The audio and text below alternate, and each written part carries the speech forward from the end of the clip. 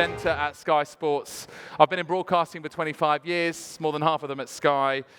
Look, Sky Sports known for hosting live football, for being your home of live sport. Sky Sports News known for deadline day, for breaking stories.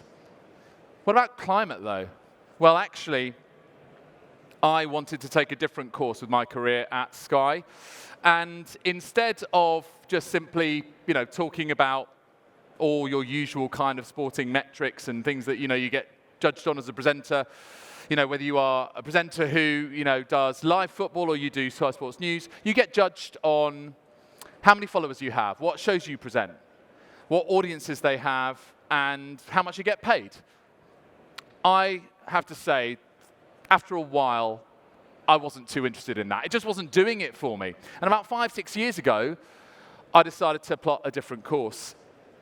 I started searching for more purpose, and I ended up really deep down in my soul looking at climate action and sustainability. So I wanted to, as it says there, make memories and leave legacies.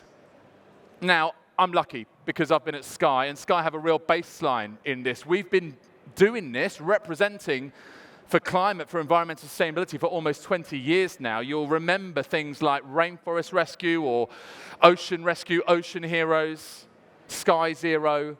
We've built that over time. So I just worked out when I wanted to enter the chat, as they said, and decided to do so. So Sky's your home of sport. I wanted also to be the Sky's home of sport and also the home of athlete voice on climate. Why athletes? Here's why. Sport has incredible soft power and cultural influence because of athletes. They've grown in prominence and they've grown in their importance in our lives. This is research by MIT. It's something called Project Pantheon. It's basically looked at who influences us, who we listen to, who do we take a steer from when we want to, have values in life. And over time, as you've seen from these slides, over the decades, over the centuries, the politicians have gone down. I know we've had a lot of them on this stage, but thankfully. And the athletes have gone up. That last slide there, 1950 to 2000, the soccer player is 28% of the pie chart. But that, if you update it to 2020, 28 becomes 33%, and sport and athletes as a whole occupy half of the pie chart. Cristiano Ronaldo is the most followed man on Instagram on this planet. He has comfortably north of 600 million followers. What if Cristiano stood for climate? I'm not sure how you guys feel on the whole Ronaldo-Messi thing. I'm in the Messi camp. For me, he is the best player ever, and he is talking about this issue. He's decided to enter the chat. I reckon he's going to have a little bit more impact than me, but where I see my value is helping tell this story. Join the Planet is a really interesting venture. It's just started to ripple through now. It's got a foundation, and the foundation's work is to clean up the Paraná River in Argentina, where Messi is from. And it's got more than just him involved. Watch this space. Now look, just because Messi speaks, it doesn't mean we've solved this. It doesn't mean that we've completed this. But what it does mean is that sport is closer to activating its superpower, which is the influence of its athletes. Yes, sport does need to be more sustainable. Yes, sport does need to walk its own talk. And when FIFA sign a deal with Saudi Aramco, maybe that's not cool. But athletes are. So I decided to go and try and find some more. This is from a shoot that I did with Cameron Norrie. Cam Norrie is the British tennis men's #1. We went round Wimbledon and we talked about his journey in tennis, but his journey in climate as well. This is me having vegan strawberries and cream with him on the hill.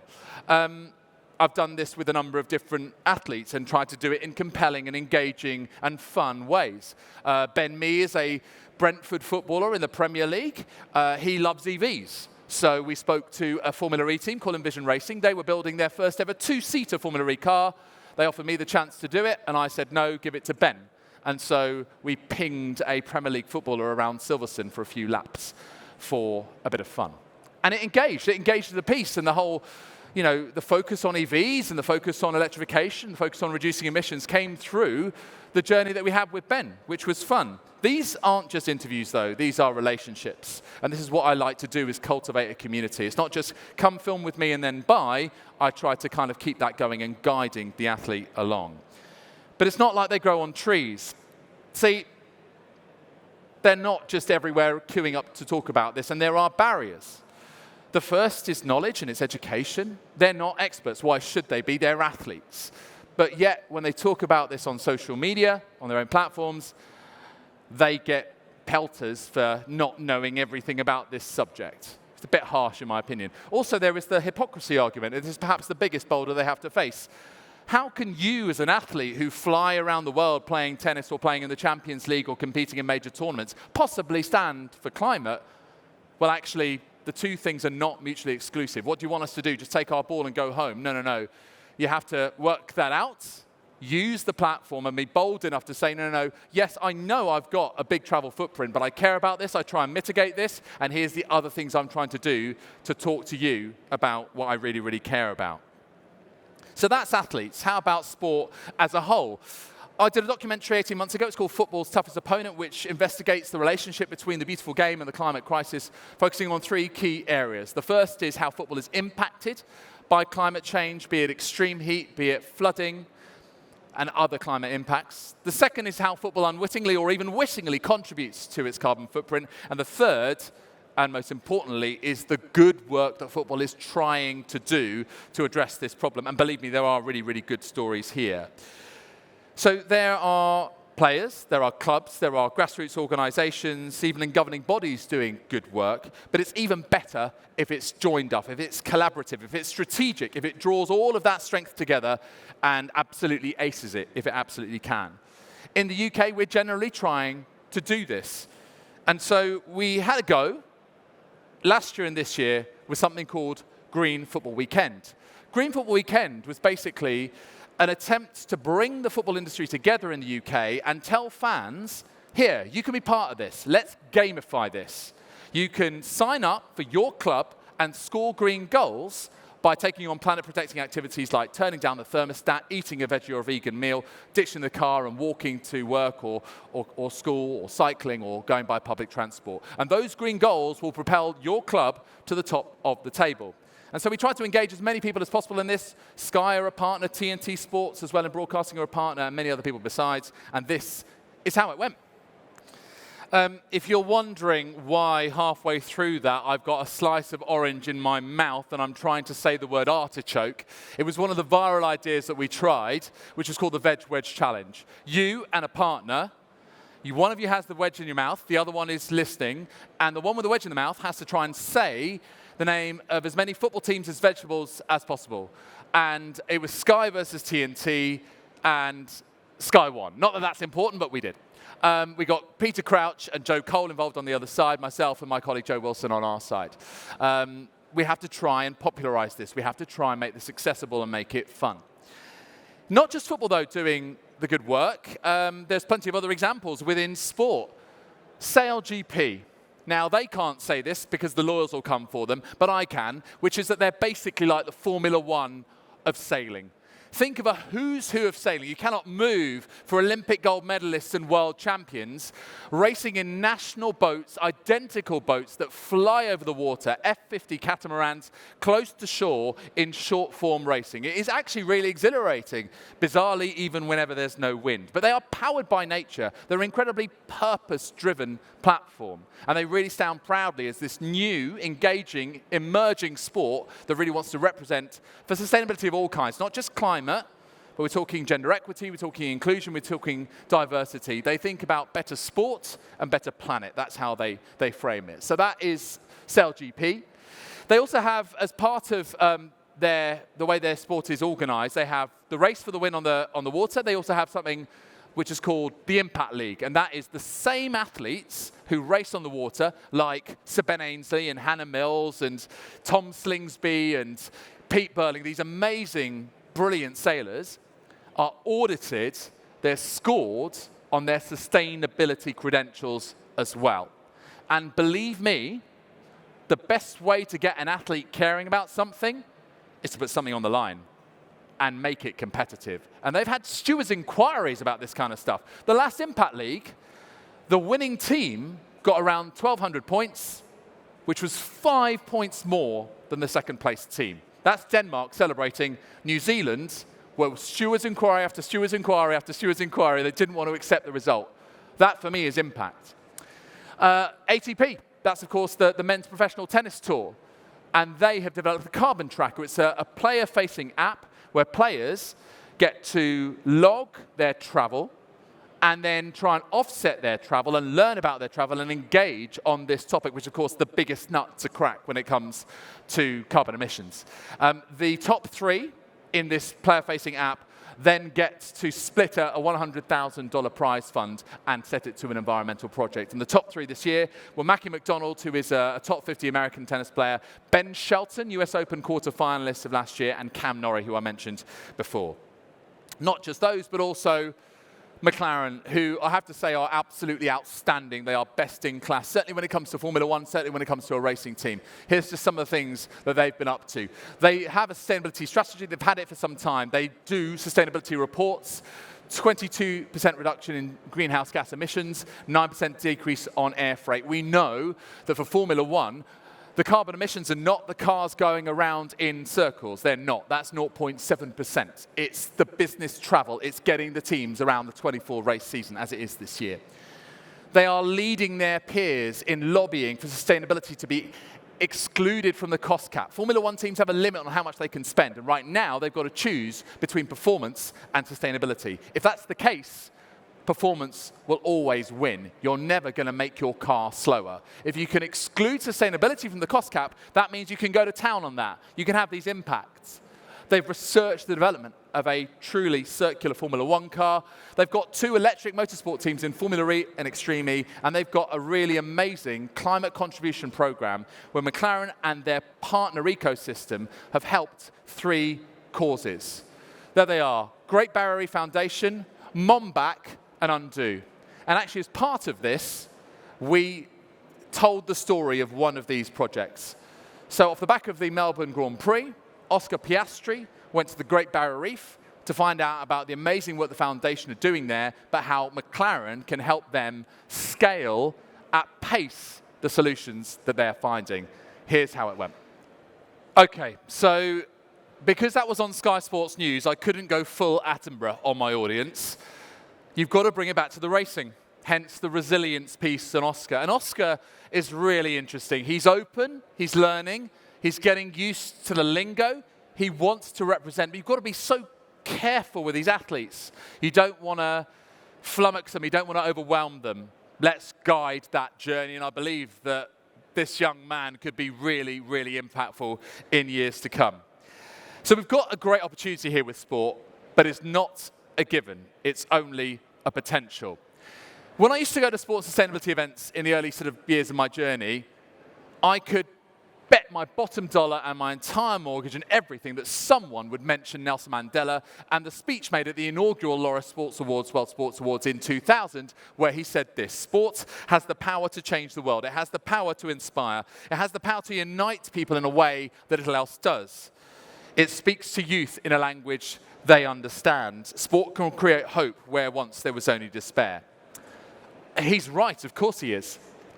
But sport doesn't automatically do it. It needs to be harnessed, it needs to be guided, it needs to be strategized, it needs to be activated.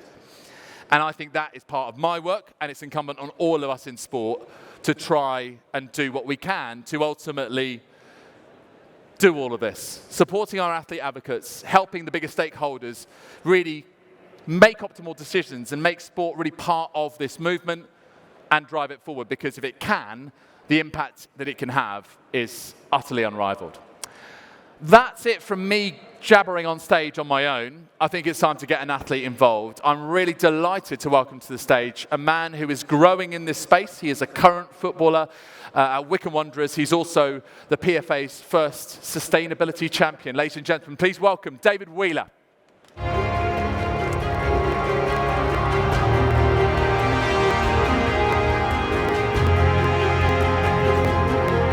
Take a seat, Nate. Thank you very much for being here. So, you might have noticed that this isn't Amy Turner. Amy Turner is also brilliant in this space. Amy plays for Spurs. Amy was training this morning, and Amy got injured. Amy's meant to be playing in an FA Cup final in 10, 11 days' time, and I think it's fair that she prioritises that and the last few games for Spurs this season in the WSL over us. So, got my little contacts book out. Wheeler, you're here, you're around. Can you get to Olympia London? So first of all, thank you so much for being here. You've bailed me out big time. Pleasure. Okay, so let's talk about you. That clock says 8 minutes. I'm going to ignore it because everyone wants to stay here for longer to hear from you. What's your first involvement, touch point, engagement with climate and climate change? I think probably in the last few years, the most prominent things that have stuck out has either been the extreme heat that we've experienced. I've never really done particularly well playing in the heat. I much prefer playing like in the rain. You'd rather a rainy Tuesday night at Stoke, would you? Yeah, but I mean, so like we've had players had to be substituted because they've got heat stroke on my team. So I'm sure it's happened across the football pyramid. But also the training grounds, sort of from my level down, aren't able to deal with the amount of rainfall that we've had lately. Especially this season is probably the worst. I've played football for 15 years professionally for about 11, and it's probably the worst I've ever experienced in terms of like the surface that we play on.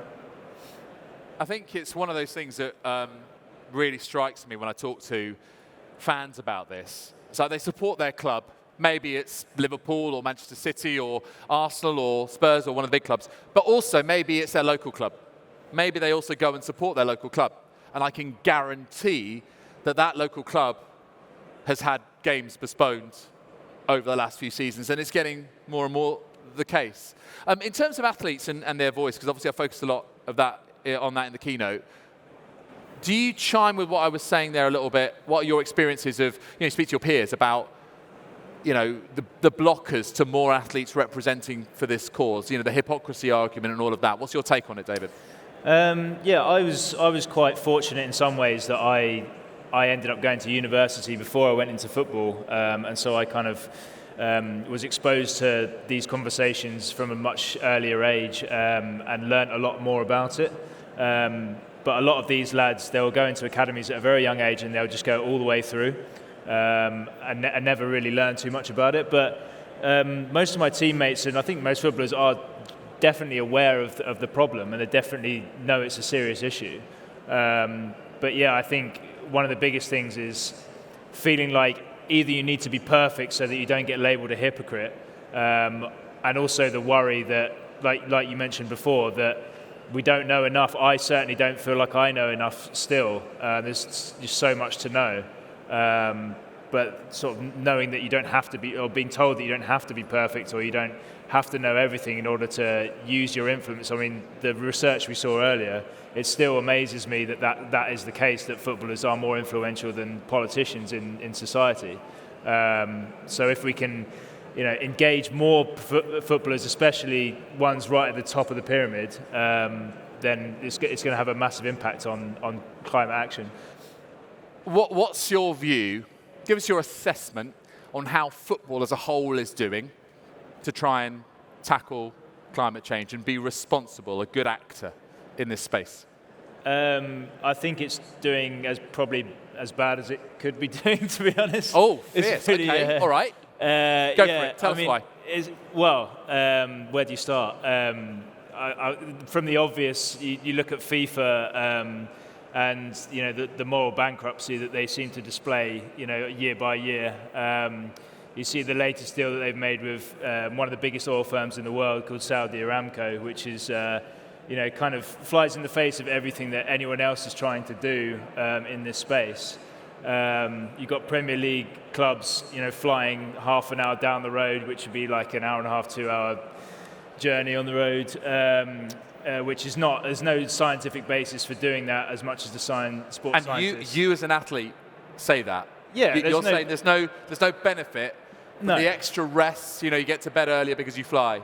No, I mean, obviously there is an argument if you're getting in at like 3 or 4 in the morning as opposed to midnight, because it's affecting your sleep it would have more of an impact. But the players don't have a say in this. They don't really have, and they don't have a say in the schedule. The schedule's put on by the Premier League, the EFL, and probably, to be honest, like more people from your field in the broadcasters have a say in what actually happens. So yeah, we don't get a say in it, but generally the footballers get most of the flack. Yeah, that's fair. And I think that also feeds into, the fear of speaking out. But I think there's definitely space for talking about the positive things that are being done and have been done by footballers already, and also giving them the kudos for the good things that they do, because ultimately they have the most influence out of anyone in that space.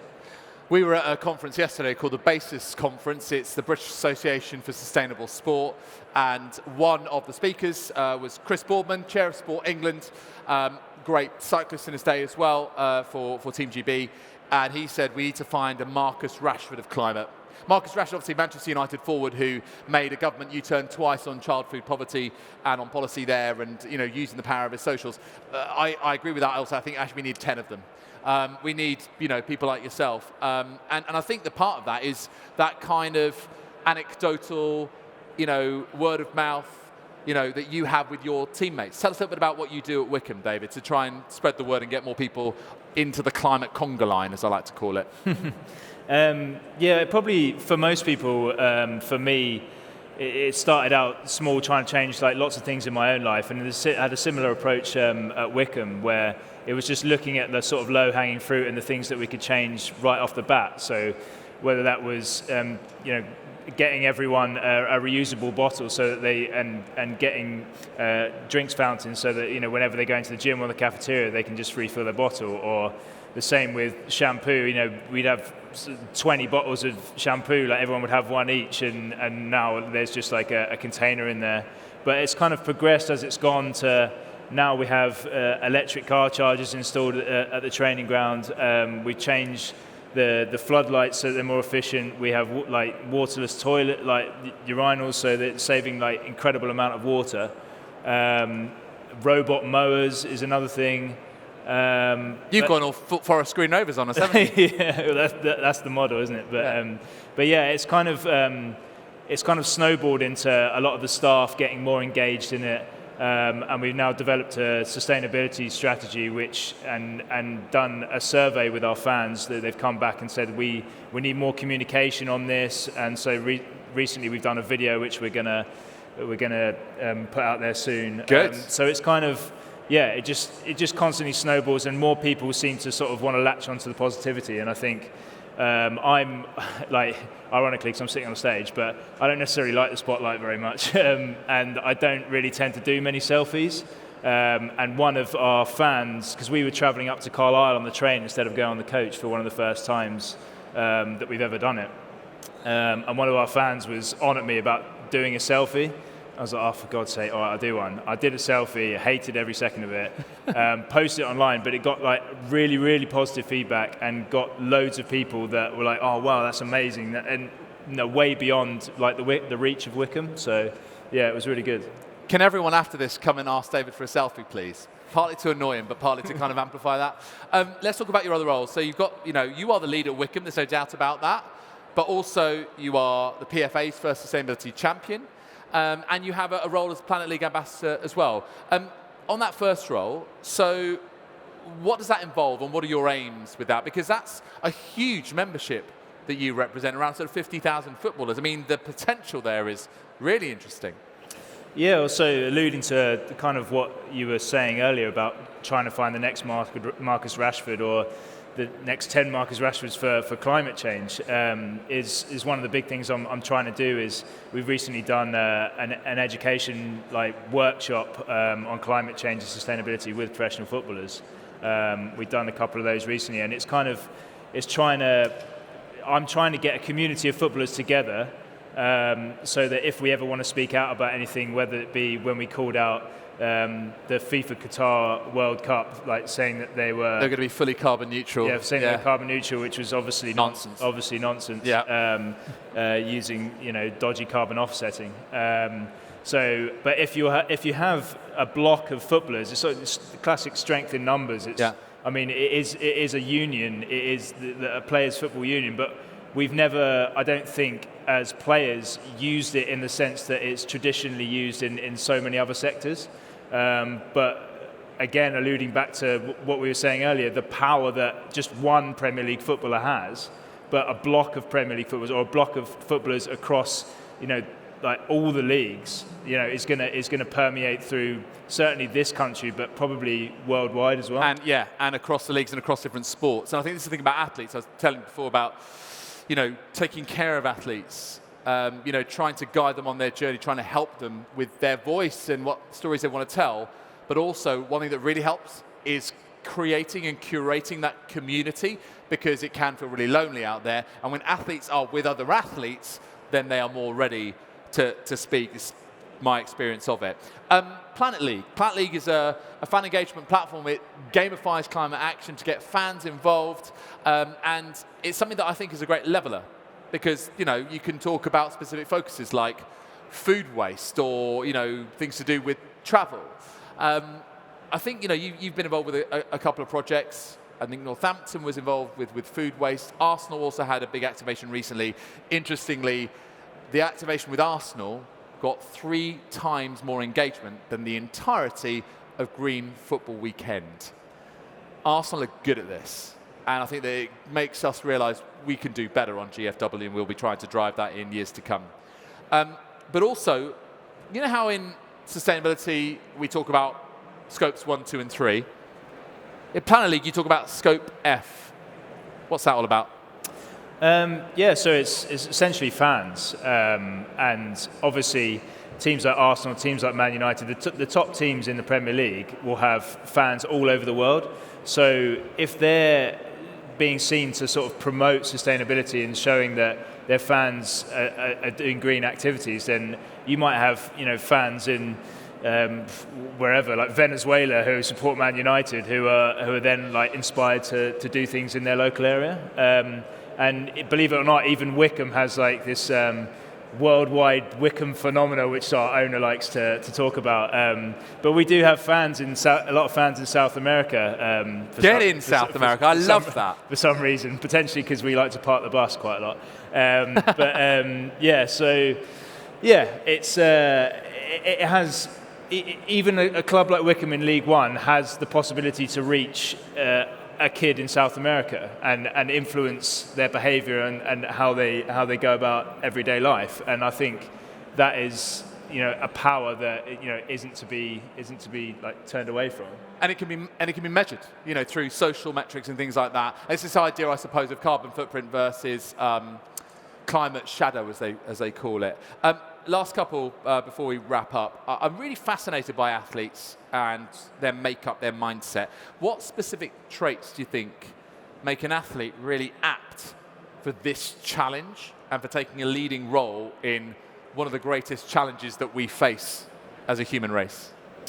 I think, quite obviously, most athletes are dreamers and they want to win leagues, they want to win cups, they want to play at the highest level, they want to run at the Olympics, or they want to win the World Cup, and so dreaming big is something that I think comes quite naturally to athletes. The ambition across the board, but I think also on the other aspect is that I think this space specifically, and thinking and talking about climate change quite a lot, it's very easy to be very pessimistic and very down about the situation, and very scared and worried. And athletes and footballers are very, very used to disappointment, because the majority of the time you are disappointed, because in order to be really happy about the situation, you need to kind of be fit, you need to be playing regularly, you need to be scoring, you need to be winning, you need to be challenging at the top of the league. And the chance of all 5 of those things happening at once not everyone can do that, can they? No, it's very, very slim. And so you're constantly disappointed in some way. So I think athletes are very used to disappointment and very used to setbacks. And a kind of the ride of a career in sport, professional sport, is being able to bounce back from those all the time. Right. And so it's to do with the mindset of, right, how do I solve this? How do I kind of get out of this? How do I path find? How do I problem solve? But also with that, what I think is a high performance culture. You have to do this day after day in training, immediate deadlines, immediate challenges that you have to essentially win to get yourself back on track. Would that be fair? Is that kind of the thing? Yeah, definitely. And we can plan for a whole week on how we're going to beat the opposition, and then it comes to Saturday and they've completely changed the team and we didn't expect it, or they've completely changed formation, or we get a man sent off in the first 10 minutes and the whole game plan goes out the window. So you've got to adapt. And you've got to adapt. Yeah. And it's probably the same in this industry in the sense that you kind of brainstorm and you think, oh, it's all going to go this way and it's all going to go how we think it's going to go. And then sort of at the last minute, it all just like goes up in the air and you've got to start just like almost like wing it and work out the puzzle as you go. One of the things that I love about sport is that it is unpredictable. It's competitive and it's unpredictable. When you think about some of the greatest achievements in sport, the great comebacks. My team is Sheffield Wednesday, and we had one of the most amazing comebacks last season. Do you remember, David?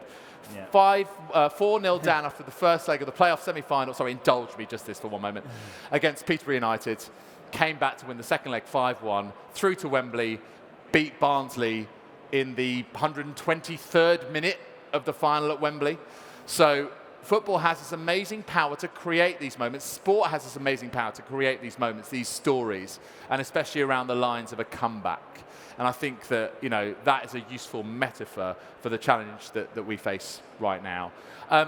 We are out of time, sadly, Dave. We've gone slightly over. I hope you didn't mind, guys. But I think it's been really important with the keynote I did at the top to really set up what David is and what makes you such an utterly unique property in what we're trying to do here, and really kind of give you the best platform to do the amazing things that you can do. So 100% support you and absolutely keep smashing it. Ladies and gentlemen, please give it up for David Wheeler. Nice one.